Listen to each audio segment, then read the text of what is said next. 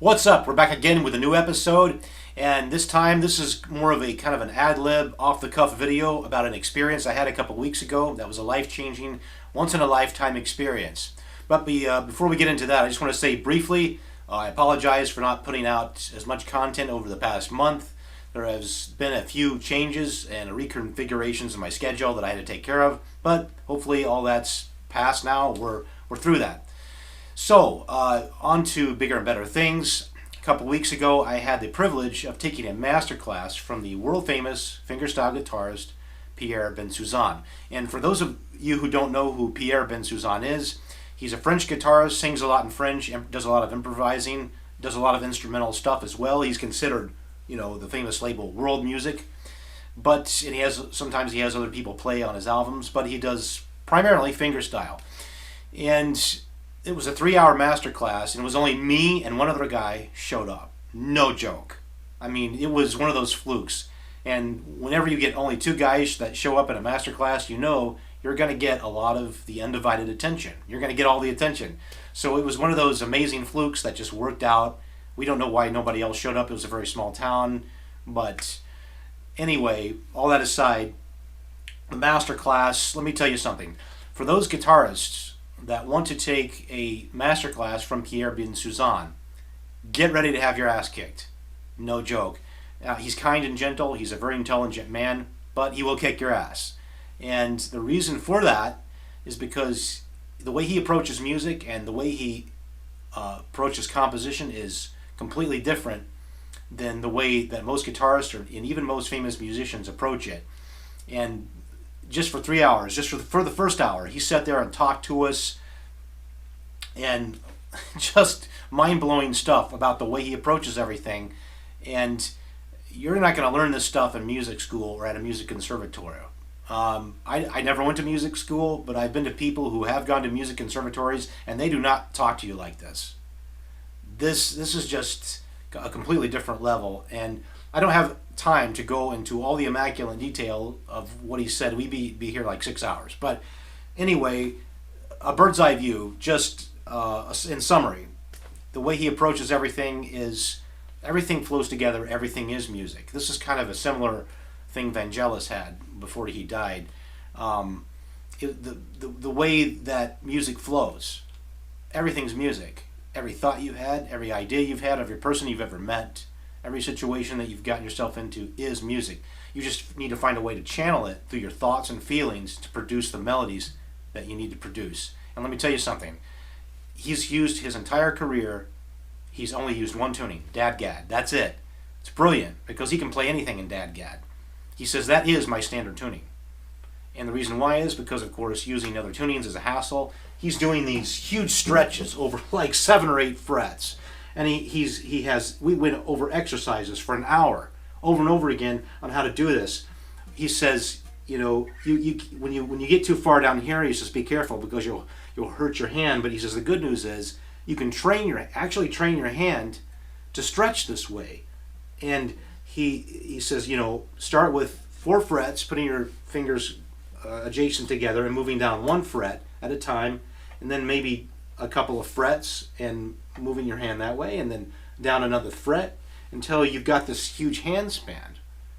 And he says practice that on a daily basis, and over time you'll notice is that your hand starts to get more comfortable with doing these stretches, whereas ergonomically maybe you couldn't do that before. And he devised a technique and a way to get anything you're struggling with stretching wise. That's the exercise that you can do to overcome that. At his concert the next night, I bought his entire discography. Ladies and gentlemen, let me tell you something. I've never done that before. Went to a concert and bought all the artist's CDs. Never done that. But I bought his entire career right here. It's a great box set. All these in a new configuration and all these different colors. Great box set. Spans his entire career. And his latest album is great too. So that's how much of a fan I was. That's how impressed I was. His song, So Long Michael, which I consider the best guitar ballad of all time. It's like Bach or Beethoven level. And I asked him, how he was talking about that. And he said, when I wrote that song, I didn't even write it on a guitar. He said, I saw this vision of this. He was about Michael Hedges. He says, I saw a vision of this person, and he says this melody just came into my head, and I started to take it from there. That's what he's talking about when he's talking about the way music flows. He says, write on different instruments, write on a piano, don't just write on a guitar. Write on, sing just random melodies. The stuff will come to you in your head. Sometimes it does, and this is the way I was starting to think anyway. Before I went to this master class, I was starting to think in this way, but Pierre kind of gave me that final shove out the door that I needed, and that's the way all of us should start thinking. And so it was like I played one of my compositions for him, and he heard it. He says, hey, you know what, you're great, but I can tell that you wrote that just for the guitar. You weren't thinking about anything else besides the guitar. And I was like, he got me. He's like, he's right. He was right. I did write that. And there's nothing wrong with that once in a while. There's nothing wrong with that to write just for the guitar. But sooner or later you're going to hit a wall, and you have to break out of that pattern. There's so many familiar chord voicings and positions that we become locked into, and everything starts sounding the same. So you have to start thinking outside the box.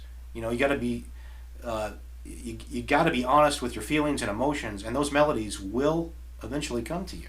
But you've got to start thinking in that way. And that was what was so mind-blowing about what he was saying. And that's the way he composes. That's the way he thinks. In fact, he doesn't think to him there's no difference between singing and guitar playing. It's all music. To him, there's no difference between improvisation and composition. It all comes together. It all flows together. And that's the way he approaches live performance, in the studio. Everything flows together. It's revolutionary. At least it is for a lot of musicians. They do not think this way. And any technique that you think is cool, tapping or otherwise, all these favorite techniques that we like to use, he will put those through the shredder immediately. He doesn't have anything against them, but he's against anything that kind of suffocates or where you have blind spots in your melodic playing. He's all about the melody.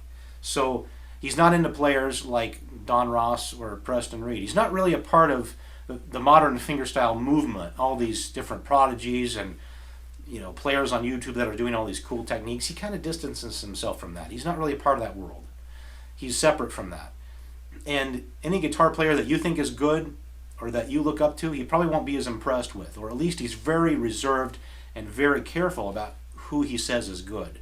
Because, you ask him questions about a player like, what do you think of Don Ross? What do you think of Preston Reed?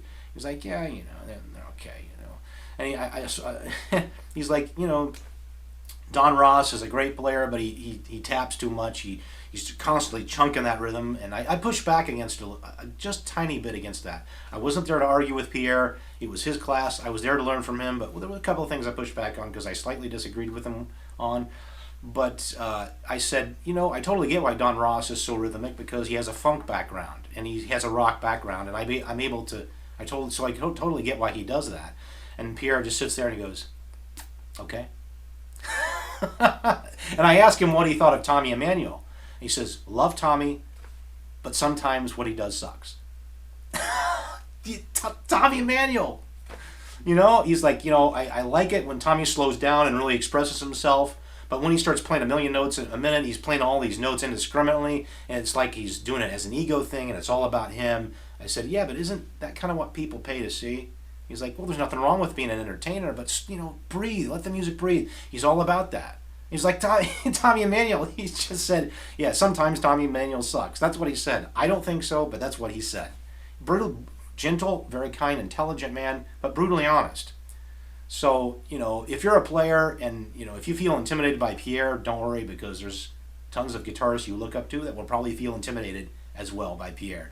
Pierre's just a different kind of player. He's all about that flow, all about the melody. And if you're not in sync with that, he will dismantle you immediately. So be prepared for that if you want to take a master class from him. So don't want to ramble on for too long, but it happened to be on the weekend, the same weekend as my birthday, best birthday of my life. Couldn't have asked for better. So thank you, Pierre. Thank you for that inspiration. And thank you, the viewer, for watching this video. And that's it. Wait till the next one. I'll have something for you next week. Stay tuned. Bye now.